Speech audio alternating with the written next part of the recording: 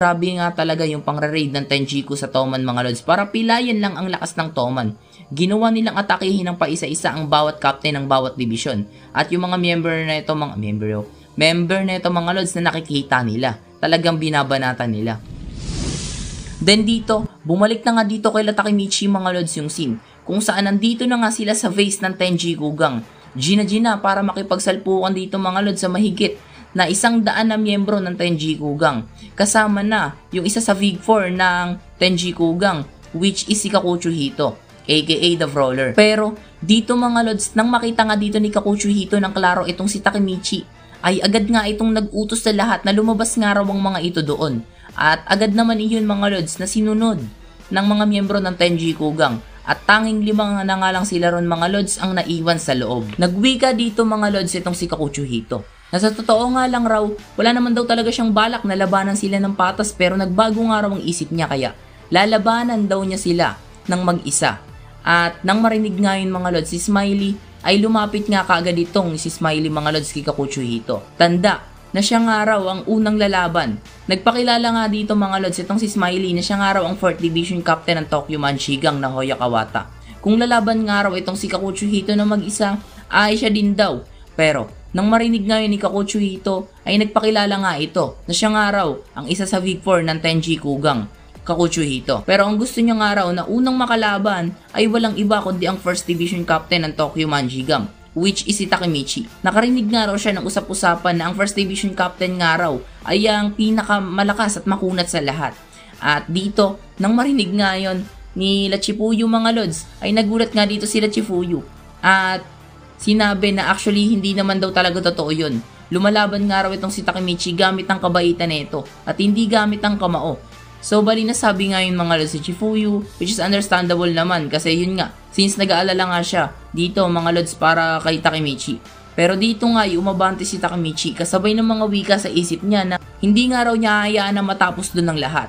Wala nga raw siyang pake kung itong kaharap niya ang isa sa Big 4 ng Tenjiku Gang. Hindi raw siya matatalo. Then dito mga lods, sa kabila nga ng mga pangyayaring iyon ay kung nasaan si Mikey ay nasa tabing dagat lang pala mga lods itong si Mikey nagmumuni-muni. Walang ka-idea sa mga nangyayari ngayon sa Toman dito sa mga kamay mga lods ng Tenjiku Gang. Hawak nga nito yung tayaki nito at habang nagmumuni-muni nga siya rito ay may biglang kumausap sa kanya. At mga lods, spoil ko na kayo, mute nyo lang kung hindi nyo trip marinig ay yung taong ang ito na lumapit sa kanya ay walang iba kundi si Izana Kurokawa. And yup, mukha lang ni Mikey na hindi pero baka hindi lang nagsising pa kay Mikey at nakikilala niya yung taong ito. Mukhang hindi niya pa ganun na nare-recognize kung sino to mga lods pero yun nga, kilala niya to mga lods at isa ang taong ito sa may malaking papel sa buhay niya about sa kuya niyang si Shinichiro Sano. And last, etong si Izana Kurokawa nga ang leader ng Tenjiku Gang. Then yun, pagkatapos nga ng scene na yun ay bumalik na nga dito kay Takemichi yung scene. Habang kaharap at tinitignan niya nga dito si Kakucho Hito ay napaisip nga siya rito na parang nakita niya na nga raw yung taong ito dati. Pero yun nga, nagsimula na nga dito si Takemichi umatake at nasuntok niya nga dito ng isang solid si Kakucho Hito sa mukha mga lods. At yun, sa pagkakataon nga na yun hindi in-expect ni Takemichi na masusuntok niya ng ganun kalakas etong si Kakucho Hito. Kaya yun, bilib na bilib nga dito itong sila Smiley, Angry at Chifuyu sa gilid nang makita nila iyon. Pero dito sa part nga na to mga lods si Takemichi may bigla nga siya ditong naalala sa pagkabata niya. Isang scene kung saan may bata doon na kaibigan niya na natatalo niya. At doon na nga pumasok kay Takemichi na nakikilala niya na nga yung taong ito which is yung childhood friend niya na si Kakucho Hito. Bigla ngang nagbago dito yung ihip ng hangin at nagkaroon sila ng pag-uusap about doon. Nagkaroon nga ng kamustahan at yup, kinikilala nga din pala netong si Kakucho Hito itong si Takemichi mga lods bilang hero niya. Pero yun nga, sa last part nga, itinanong nga dito mga lods nitong si Kakucho Hito, ito si Takemichi, na anong klaseng araw na tao itong si Kisaki. Bakit nga raw ito napatarsik sa Toman?